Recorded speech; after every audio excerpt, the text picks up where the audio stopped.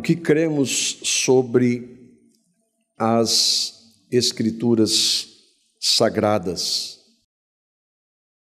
Nós estamos estudando a confissão de nossa comunidade. Se você não pôde acompanhar desde o início, especialmente o primeiro encontro, do porquê nós adotamos uma confissão, de como é importante, especialmente hoje. Não deixe depois, os estudos, as mensagens estão na nossa página no YouTube, não deixe depois de assistir, porque é importante. Mas o que é? Não é a Bíblia a única regra de fé e prática? Sim, é. Mas como nós entendemos, como nós compreendemos as Escrituras, e nós podemos fazer ali uma introdução do porquê adotamos essa confissão, que nós estamos acompanhando toda fundamentada na Palavra de Deus. Nós vamos retomar ao ponto 8 ainda sobre as Sagradas Escrituras, e eu quero ler com vocês, e depois nós vamos compreender o que esse trecho diz, tentar entendê-lo à luz da Palavra de Deus e da história, um pouco da história também do Senhor cuidando da sua Palavra durante esses 2000 anos de igreja. Diz assim então, sobre as Escrituras Sagradas, nós continuamos. Pelo testemunho da Igreja de Deus, podemos ser movidos e persuadidos a ter em alto e reverente apreço as Sagradas Escrituras.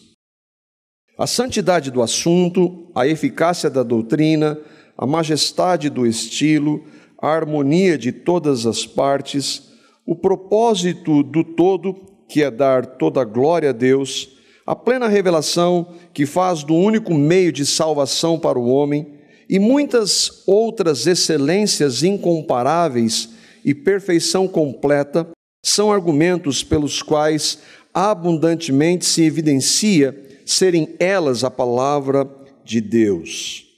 Todas essas características inúmeras, a complexidade que se nós analisarmos da história para que a Bíblia chegasse até as nossas mãos, não há como dizer que isso é um livro humano, se não fosse Deus regendo toda a história para que nós pudéssemos ter hoje a palavra de Deus em nossas mãos. Contudo, a nossa plena persuasão e certeza quanto à sua verdade infalível e divina autoridade provém da operação interna do Espírito Santo, que pela palavra e com a palavra testifica aos nossos corações. A história mostra de maneira inequívoca que a Bíblia é a palavra de Deus. Mas para nós crermos nisso de maneira real e experiencial, é necessário que haja uma ação do Espírito Santo. Esse é o ponto que nós estamos vendo aqui. Esses irmãos que escreveram e elaboraram essa confissão, que não foi um dia, mas foram anos meditando, juntamente com outros irmãos, sobre a palavra de Deus, sobre os principais alicerces, para combater as inúmeras doutrinas e heresias que por séculos ficaram na igreja. Esses irmãos, eles tinham um ponto que Deus sempre usou quando Ele trata com homens dele. É que esses homens, como nós vimos lá, eles tinham um alto e reverente apreço pela Escritura. Eles não consideravam a Bíblia como qualquer coisa. E que verdade, irmãos! Muitos morreram por um pedaço de papel na história. Quantos irmãos não morreram por um pedaço de papel? Muitos deles não viram Jesus ressurreto, não viram os sinais, os milagres, os prodígios. Morreram crendo em um livro. Morreram por causa de um livro. Por outro lado, o que os liberais do pós-iluminismo, aqueles que disseram depois da reforma há alguns anos que é a razão e que esse negócio de igreja está tudo errado e que é a razão que deve governar o homem, e aqueles que por incrível que pareça, se dizendo cristãos, começaram a adotar esses ensinos, negando a inerrância e a infalibilidade da palavra de Deus. E os neoliberais de hoje, porque há hoje os neoliberais, aqueles que dizem que creem em Cristo, que são pastores, mas que negam a infalibilidade da palavra de Deus. Há pastores conhecidos, famosos, eu tenho certeza que vocês já ouviram alguns deles, que dizem que a Bíblia tem erros. O que esses homens trazem? Eles só desconstroem, é isso que eles fazem. E eles se vangloriam da sua intelectualidade, pseudo-intelectualidade. Para mim, os liberais, os neoliberais, eles são uma boa figura daqueles que Jesus chama de mornos em Apocalipse. Eles não são nem quentes, não são nem frios, eles estão no meio termo. Eu não sei por que não vão para o mundo, porque eles não são nenhuma coisa nem outra. Nós vamos considerar um pouco sobre a Escritura e do porquê deste apreço que nós, se cremos, temos que ter pela palavra, irmãos. Nós vamos ver um pouquinho da história, bem, mas muito pouco mesmo, só para nós entendermos. A palavra Bíblia, se você não sabe, ela significa livros. Por quê? Porque, como nós já vimos, ela é um conjunto de escritos, de 66 escritos que nós vimos na semana passada. E aqui alguns dados impressionantes. Foram 40 escritores. Os irmãos eles tratam como autores, mas o autor é Deus. Então Deus usou 40 escritores. Em sequência? Não, olha o período. O Velho Testamento foi escrito mais ou menos entre o ano 1500 a.C. e o ano 450. O Novo entre o ano 45 depois de Cristo e mais ou menos o ano 90. Ou seja, são 1.600 anos para compor um livro que é absolutamente claro e integrado. Só Deus para poder fazer algo. Esses escritores eram das mais diversas linhas de informação, de conhecimento. Deus usou médicos, historiadores, Deus usou fariseus que entendiam tudo da lei, Deus usou pescadores que eram considerados indoutos pelos doutores. Deus cuidou da sua palavra, não é à toa que a Bíblia é o livro mais publicado na história. E não se compara nenhum livro, o segundo mais publicado está muito longe. Graças a Deus por isso. Eu estive pesquisando durante essa semana, a United Bible Societies, que é uma organização americana, distribuiu desde 2015 mais de 107 milhões de Bíblias. Graças a Deus por isso. Aqui tem uma foto, por exemplo, de um país que era fechado. Hoje, boa parte do Ocidente tem acesso à Escritura. A Bíblia, irmãos, é o livro mais estudado, mais examinado, mais criticado, mais atacado da história. O homem tentou fazer, o diabo por meio do homem, tentou fazer de tudo para acabar com a Escritura. Inclusive usando a igreja, para não dar acesso à Escritura. A igreja, entre aspas. O acesso a ela nem sempre foi como é hoje. Hoje nós temos versões. Eu estava ontem mostrando para o meu filho, revisando o estudo, aliás para a Mariana, revisando o estudo, uma ferramenta que chama Bible Hub, onde lá você tem o texto no original, cada palavra transliterada, que você sabe, eu não sei ler grego, mas você vai ver como ler no grego, o significado dela, quantas vezes ela ocorre na Bíblia, tudo de maneira detalhada. Nós temos, e essa é uma ferramenta de graça, existem várias outras. Quantas versões de Bíblia nós não temos hoje? Bíblias de estudo. Por um lado isso é uma maravilha, por outro isso é triste saber que a maioria dos evangelhos não tem o menor contato com a palavra de Deus. Mas esse acesso não foi sempre assim.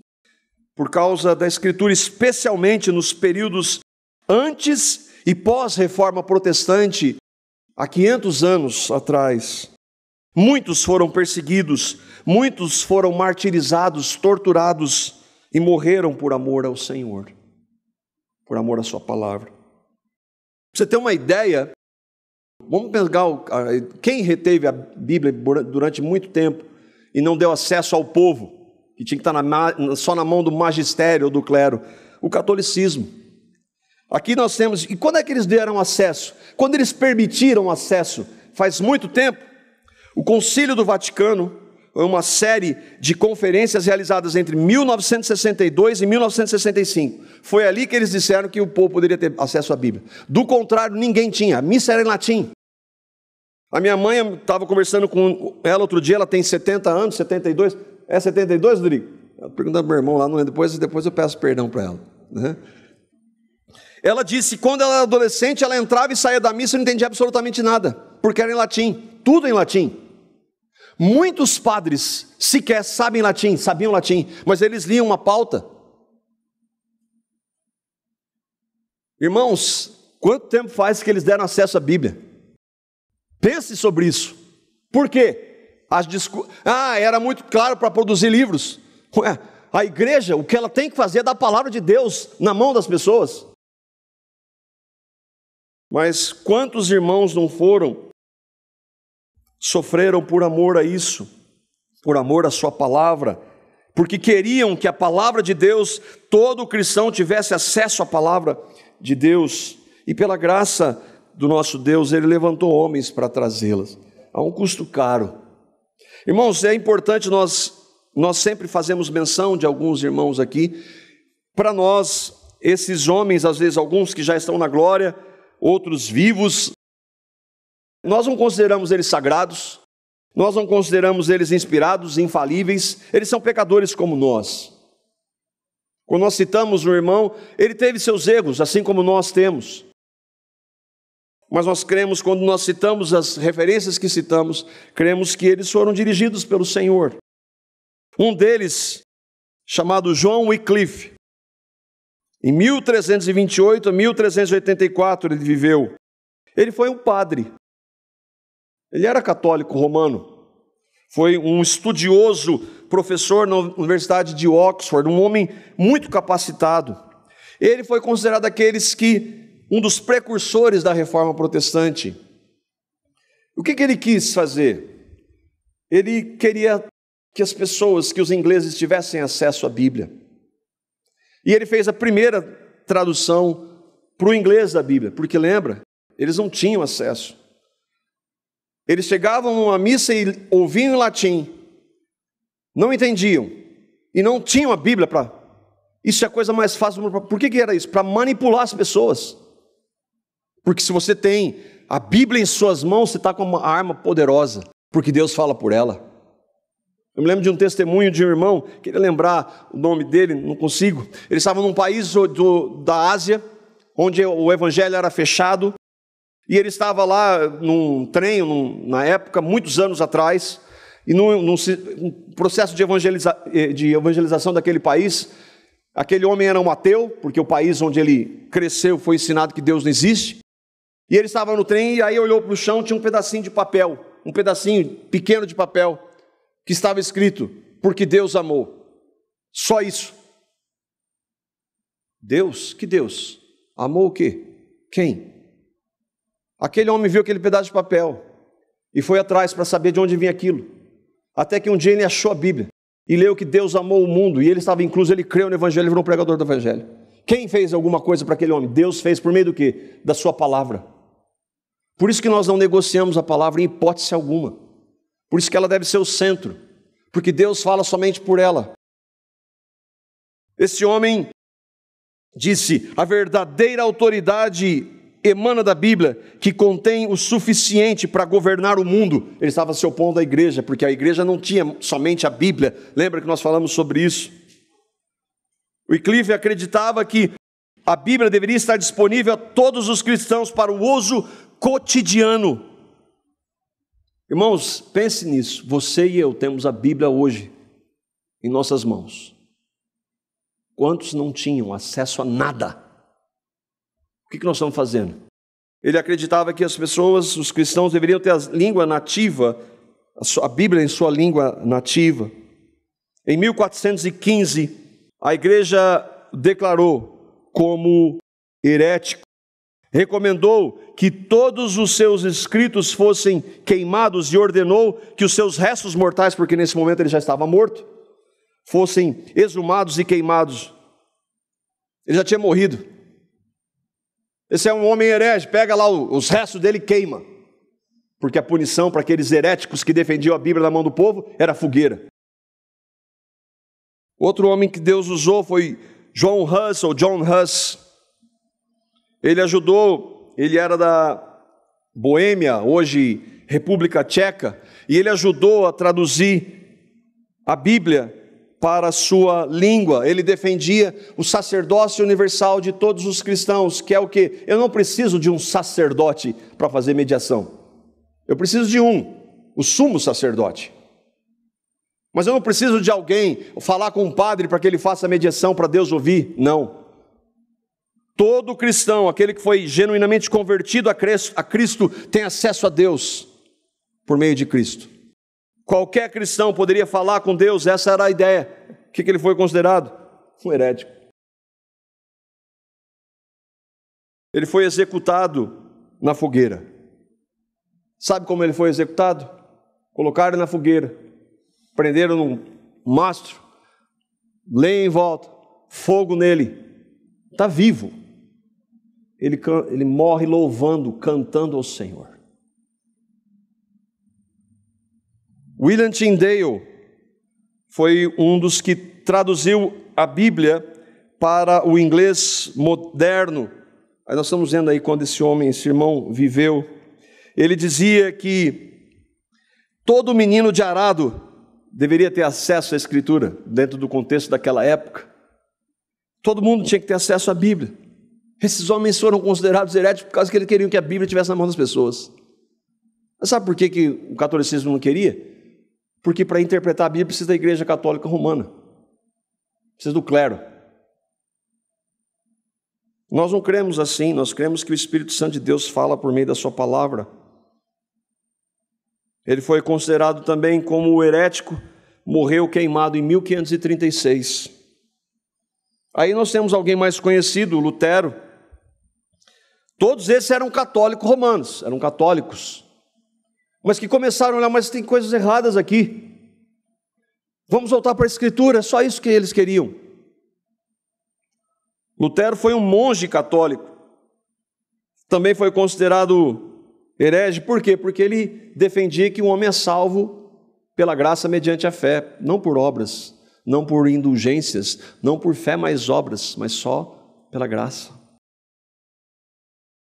E foi pela graça de Deus que ele não morreu na fogueira, porque o caminho dele era esse. Na soberania de Deus, na providência dele, Lutero tinha alguns amigos poderosos que o pouparam, e esconderam ele por alguns meses. Sabe o que ele ficou fazendo quando ele estava preso? Traduzindo a Bíblia para o alemão. Uma das primeiras traduções da Bíblia para o alemão foi ele quem fez. E Deus, na sua soberania, naquele momento usou a internet da época, que era a imprensa, que havia sido inventado poucos anos antes, porque até então era só na mão, imagina. Aí as teses de Lutero se espalharam pela Alemanha. A Bíblia dele, não dele, a Bíblia de Deus, que depois tinha que tacar na fogueira. Fizeram isso. Foi um importante pilar do sola Escritura que nós cremos hoje. Somente a Escritura, não a igreja, nenhuma delas, não denominação, nenhuma delas. Ele disse: nada ajuda mais poderosamente contra o diabo, o mundo, a carne e todos os maus pensamentos do que ocupar-se com a palavra de Deus, conversando a seu respeito e a contemplando. Ele falou isso há 500 anos. Tem alguma diferença para nós hoje, irmãos? Tem nenhuma. Quer andar com Deus? Ande com a palavra dele. Se você não andar com a palavra dele, você anda com Deus? Nunca, de jeito nenhum. Você acha que vira uma vez por semana? Estudar. João Calvino veio depois de Lutero, francês, queria estudar teologia para ser padre. Acabou estudando direito, pela graça de Deus, ele foi convertido jovem, 25 anos. E ele escreveu sobre a palavra de Deus, ele disse: para que a verdadeira religião resplandeça em nós, é preciso, e quando fala da verdadeira religião, é a verdadeira fé, é preciso que a Escritura seja o ponto de partida da doutrina celeste. De fato, se refletirmos quão acentuado é a tendência da mente humana para esquecer a Deus, quão grande é a inclinação dos homens para com toda espécie de erro, e quão pronunciado é o gosto deles para forjar a cada instante novas fantasias e fantasiosas religiões, poderemos perceber como foi necessário a autenticação escrita da doutrina celeste, a Bíblia, para que ela não desaparecesse pelo esquecimento, nem se desfizesse pelo erro, nem fosse corrompida pela petulância dos homens. Ele estava falando da maior religião da sua época, que tinha esquecido a Escritura. Isso é diferente hoje? Não. Hoje o meio evangélico esqueceu a Escritura. Essas são apenas míseras características que Deus, na sua graça, permitiu que nós hoje tenhamos acesso à sua Escritura. Há muitas características que mostram que a Bíblia não é um livro comum. Muitos deram sua vida por ela. Alguns vão se opor, não é a vida pela Bíblia, mas por Cristo, sim. Mas como é que você ficou sabendo de Cristo? Aliás, como é que você sabe do verdadeiro Cristo? Porque tem muita gente falando de Cristo hoje. Só a Escritura. Mas o ponto que eu queria tratar aqui é que eles perceberam, aqueles irmãos lá na confissão, é que ele disse: apesar dessas evidências, a nossa plena persuasão e certeza quanto à sua verdade infalível e divina autoridade provém da operação interna do Espírito Santo, que pela palavra e com a palavra testifica aos nossos corações. Apesar dessas evidências históricas, de volta e meia, meu irmão mandou outro dia, encontraram uma moeda, você lembra de quem que era, Rodrigo? De um rei, de um líder romano, Rei Agripa. Vocês lembram da história de Rei Agripa? Para a história, não, esse cara nunca existiu. Isso é a invenção dos religiosos. Achou uma moeda, agora tem que existir. Mas a Bíblia já fala que ele existiu há 2000 anos. Vocês lembram do Rei Agripa, que Paulo foi pregar o evangelho para ele? Nós dependemos de descobertas arqueológicas para saber que a Bíblia é a palavra de Deus? Não. Nós precisamos da ação do Espírito Santo. E essa é uma evidência não histórica, não científica. Aqueles que morreram por amor a Cristo e morrem hoje por amor a Cristo, só fazem porque a fé que eles têm foi produzida pelo Espírito de Deus. E quando ela é produzida pelo Espírito de Deus, a pessoa morre pela fé em Cristo. Se a minha e a sua fé são verdadeiras, e se um dia o Senhor permitir que o nosso país seja entre esses países que vão ser perseguidos e correr risco de morte, aqueles que creem vão morrer pelo amor ao Senhor, porque a sua graça capacita a isso. Do ponto de vista humano, materialista, viver e morrer por causa de um livro é a coisa mais absurda, é loucura. Mas foi isso que irmãos fizeram e ainda fazem hoje. Morrem pelo Evangelho, descrito na palavra. Mas para crer nisso precisa da ação do Espírito Santo. E eu queria ver então alguns textos que os irmãos trouxeram para embasar essa compreensão. Jesus fala isso em João capítulo 16, versículos 12 a 14, que ele está falando aos seus discípulos, aqueles que creram de verdade nele. Nós já vimos em João que muitos que diziam que criam, na verdade não criam em Cristo, mas aqui ele está falando para aqueles que creram nele, e ele mostra quais as evidências. João 16, 12 e 14, Jesus diz assim para eles: eu tenho ainda muito que lhes dizer, mas vocês não o podem suportar agora. Mas quando o Espírito da verdade vier, ele os guiará a toda a verdade. Não falará de si mesmo, falará apenas o que ouvir e lhes anunciará o que está por vir. Ele me glorificará, Jesus está falando do Espírito Santo, porque receberá do que é meu e o tornará conhecido a vocês. Aqui nós temos uma grande distinção de uma igreja que está cheia do Espírito Santo. É barulho? Não. Aquela igreja glorifica a Cristo. O centro da igreja é Cristo, porque é isso que o Espírito Santo faz. Não é isso que Jesus está dizendo? Mas antes a gente entender o que é esses que têm o Espírito Santo, é crer no Evangelho. O que é o Evangelho? A palavra de Deus diz que todo ser humano nasce em pecado. Nós nascemos em pecado, fomos concebidos em iniquidade. Por causa da entrada do pecado, quando Deus criou o homem e o homem desobedeceu, todo ser humano, descendente de Adão e Eva, nascem em pecado. E por isso, então, que nós vamos produzindo, com o passar dos anos, mais e mais pecados. Eles podem variar de realidade para realidade, de contexto, mas são pecados. E a nossa natureza de pecado e os nossos pecados nos separam de Deus, porque Deus é santo, Ele é totalmente outro. Ele não tem nada a ver com pecado, Ele não pode, porque Ele é santo. E Deus não pode se relacionar com pecadores.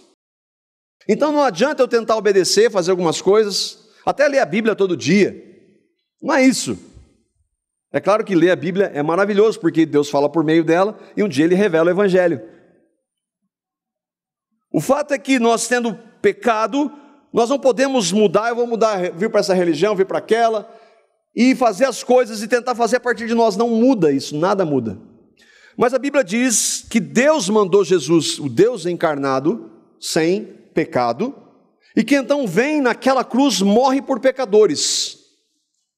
Morre por pecadores, aqueles que creem nele. Aqueles que creem em Cristo, quando eles entendem que a morte de Cristo não foi somente histórica, mas Ele morreu por mim, marca, eu estava lá no corpo de Cristo há 2000 anos, quando eu creio nisso, eu só posso crer quando o Espírito Santo revela. A resposta daqueles que creem é: Senhor, tem misericórdia de mim, que sou pecador, muito pecador. Há um arrependimento dos pecados, mas a fé em Cristo nos dá então o pagamento de nossos pecados. Ele morre por nós, nos faz morrer como cantamos, nos dá uma nova vida na sua ressurreição, e agora Cristo habita em nós. Você crê nisso? Isso é o Evangelho. E é a base para qualquer outra ação daqueles que se dizem crer em Cristo. É a base para entender a palavra, é a base para que o Espírito Santo haja. É necessário crer no Evangelho. E aqueles irmãos, apesar dos discípulos já terem sido convertidos, mas como? Porque eles andaram com Cristo. O Senhor testifica dizendo que eles eram dele. Havia muita coisa ainda que o Senhor está dizendo que ele, Jesus, não poderia revelar. E que então o Espírito Santo traria para eles. Não verdades que se opõem, porque senão não seriam verdades, mas que Deus agiria na vida daqueles homens. E como Ele agiu?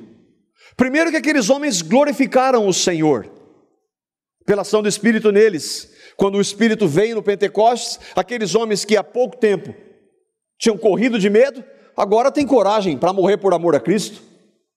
Eles já eram cristãos, mas agora eles têm o poder do Espírito Santo neles e eles começam a pregar. E sabe o que eles fazem também, além de pregar? Por 40 anos, escrevem a palavra de Deus, que nós temos hoje. Deus então vai falar com eles, vai dirigi-los pelo Espírito Santo. O Espírito, Jesus está dizendo, os guiaria a toda a verdade. E então é por isso que hoje no Novo Testamento nós temos muitos fatos sobre Deus, sobre Cristo, sobre o Espírito. Por exemplo, aí, o conceito, a compreensão mais clara da Trindade, nós temos no Novo Testamento. O que Jesus fez, pare e pense, se nós pegássemos só o que Jesus fez, o relato dele, e não tivéssemos Paulo escrevendo, por exemplo, Romanos e Gálatas, Efésios, para explicar o que Cristo fez, nós acharíamos que eu tenho que fazer as coisas para ser salvo. Não. Nós temos que crer em Cristo e Ele nos capacita a fazer. Aqui, Deus então, pelo Espírito, continua a revelação progressiva para aqueles irmãos que escrevem o Novo Testamento. E aí nós vamos ver, nós estávamos conversando no grupo na quinta-feira, por exemplo, aqueles irmãos de Tessalônica não tinham compreensão da realidade da manifestação do anticristo, de que a igreja ela só seria arrebatada depois que o anticristo se manifestasse. Paulo escreve e explica aquilo para eles. Jesus não havia tratado sobre isso. Então o Espírito Santo dá aquela direção àqueles homens. A revelação que o Espírito Santo deu a João, por exemplo, no Apocalipse. Muitas verdades em relação ao céu, à volta de Cristo, o juízo final, vieram por meio da ação do Espírito Santo naqueles homens que escreveram a palavra, inspirados e dirigidos pelo Espírito Santo. Agora, estas verdades, elas só são cridas quando a pessoa tem o Espírito Santo. Você pode mostrar, eu já citei algumas vezes, eu falava uma vez com um parente, falando do Evangelho, ele entendeu o conceito de graça, mas ele diz, isso eu não aceito, porque a graça nivela todo mundo por baixo, eu sou melhor que aquele outro. Ele entendeu o conceito, mas ele não creu. Por quê? Porque só pelo Espírito Santo alguém crê. Aliás, a graça revolta o justo. Justo, porque não há nenhum justo. A graça de Deus revolta aquele que é justo aos seus próprios olhos. Essas verdades, então, é isso que aqueles irmãos estão tratando, e que o texto está falando, só podem ser cridas mediante a ação do Espírito. Paulo aos Coríntios, 1 Coríntios, capítulo 2, versos 10 e 12, nós estamos vendo agora aquele trecho da confissão que está falando da necessidade do Espírito Santo para crer na palavra de Deus e em tudo que ela traz.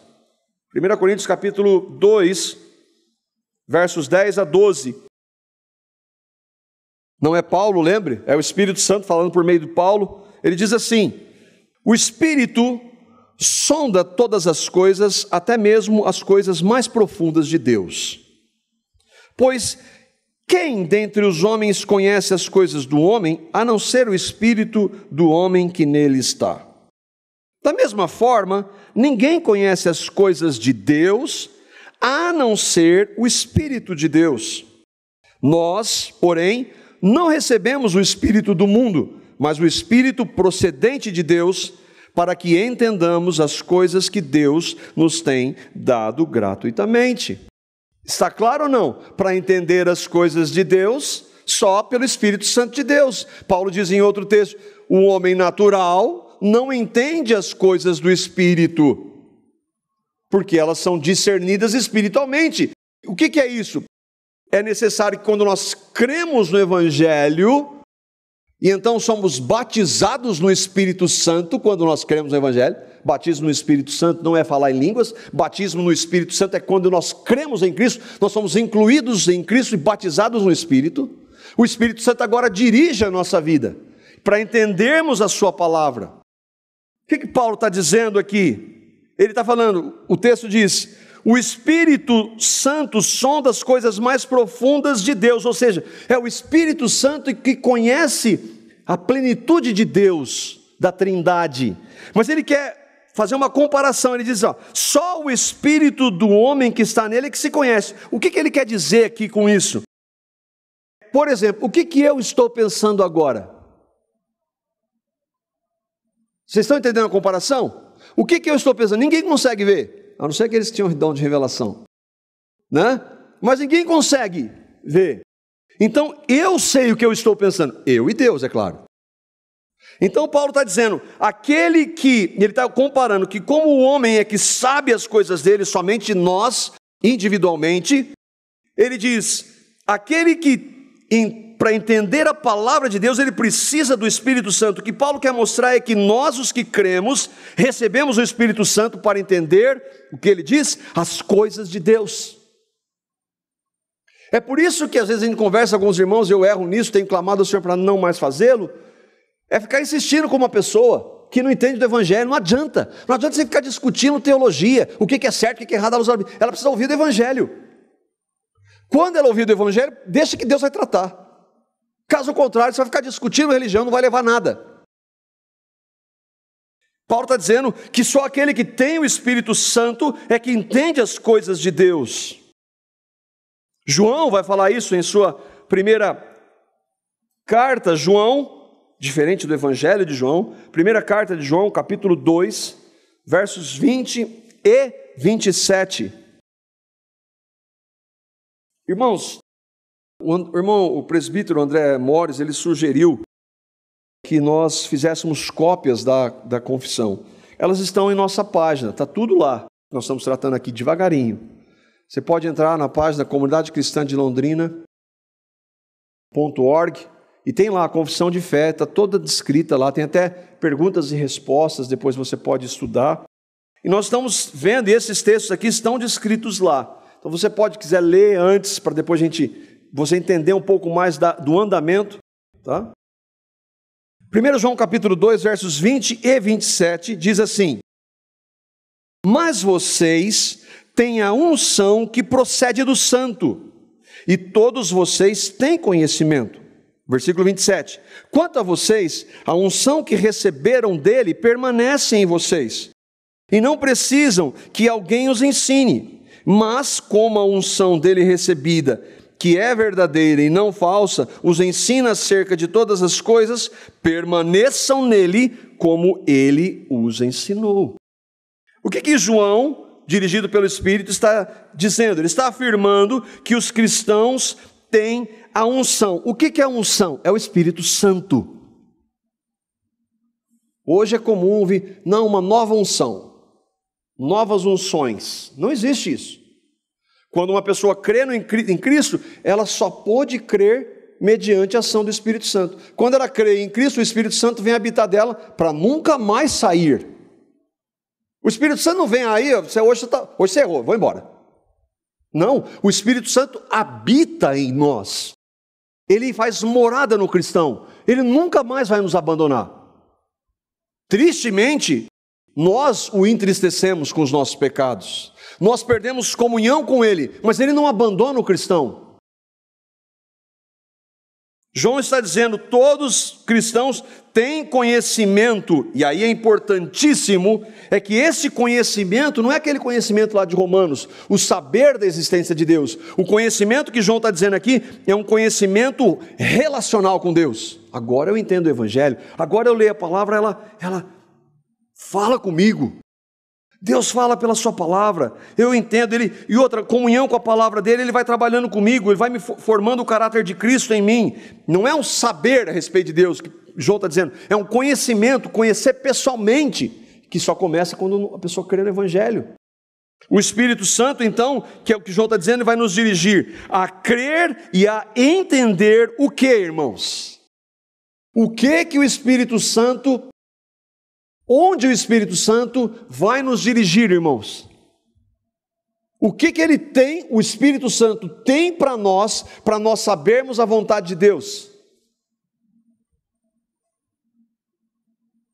O Espírito Santo, irmãos, não vai trazer absolutamente nada que não esteja aqui. A palavra diz que foi o Espírito que inspirou a palavra.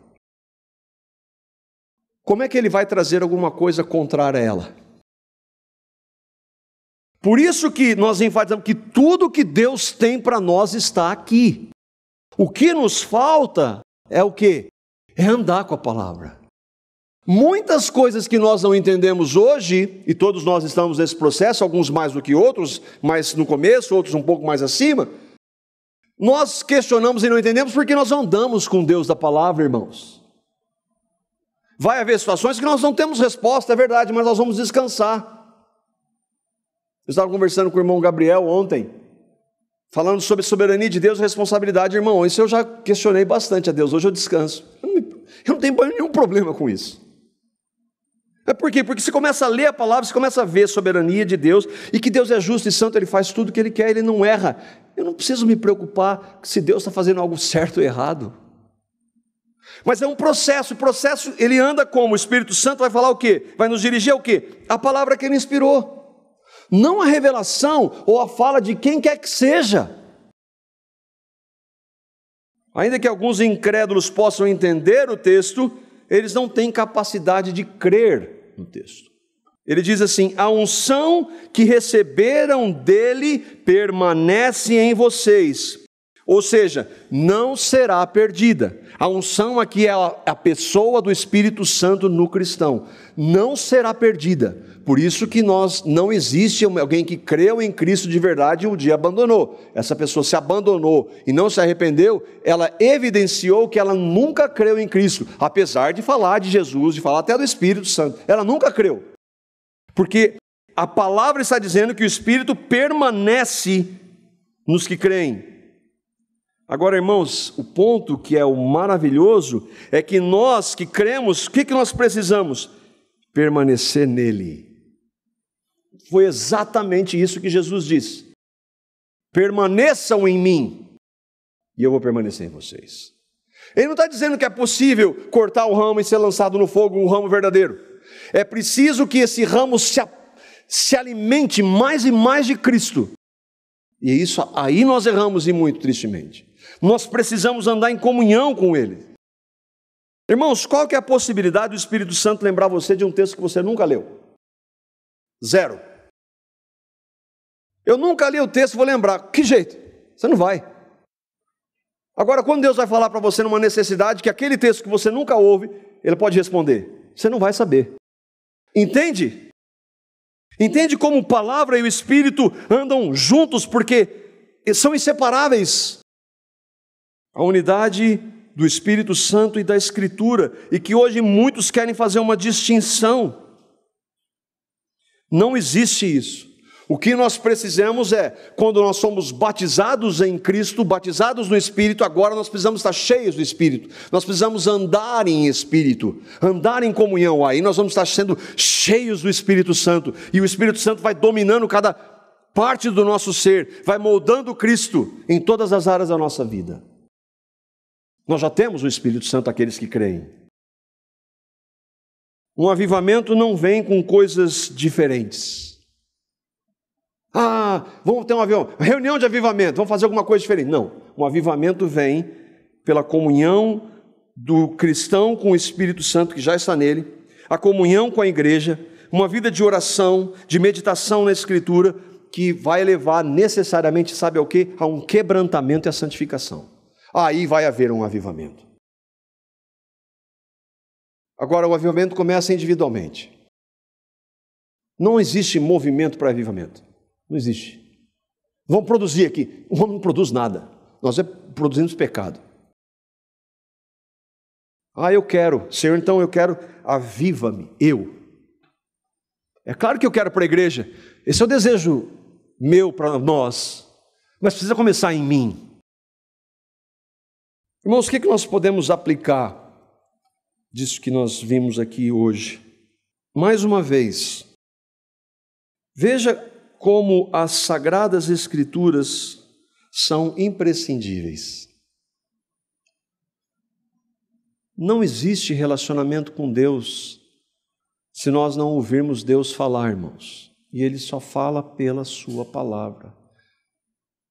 Paulo diz lá, não é necessário que ninguém ensine, então não precisa de mestres e pastores, não é isso que ele está dizendo. É que nós não dependemos disso, mas nós precisamos, porque o Espírito Santo capacita. Mas o que esses mestres e pastores têm que trazer é a palavra, porque o Espírito Santo, quando fala com o irmão à luz da palavra, ele usa sim, irmãos, mas tem que ser na palavra. Não é necessário que ninguém ensine, é que eu vou ficar na minha casa, não preciso de ninguém, não é isso. Como são importantes as Escrituras. Irmãos, nós estamos simplesmente fazendo o que aqui? Lendo o texto, procurar entender o texto. Não há nenhuma novidade nisso, irmãos. Nós não temos nada de novo para trazer. É só ler o texto. Senhor, fala comigo pela sua palavra, entender. O que o Senhor quer dizer com essa unção? O que é isso? O que é permanecer? O que é permanecer no Senhor? É ler a palavra. É ver Deus falando por meio dela. A novidade para nós é examinar um texto de 2000 anos. Que não é um texto, é a palavra de Deus escrita. Nós não precisamos de nada sobrenatural. Entenda, a palavra de Deus é sobrenatural. Quando você lê o texto e Deus fala comigo, é sobrenatural. O sobrenatural é que nós não precisamos de nenhum sinal, nenhum nada bombástico, emocional. Nós não precisamos disso. Porque isso normalmente nos tira do foco, que é a palavra. Nós precisamos do Espírito Santo. Irmãos, se a palavra de Deus, na centralidade de Cristo, na ação do Espírito Santo, não nos transformar, nada vai fazer. Nada vai fazer. Que Ele nos leve a amar a sua palavra. amar a sua palavra, praticamente. Que Ele nos leve a buscá-lo na sua palavra, a ter um tempo com Ele, a sós com Ele, no silêncio. Como Jesus disse, fecha a porta do quarto, Senhor, fala comigo. E Ele fala pela sua palavra. Amém?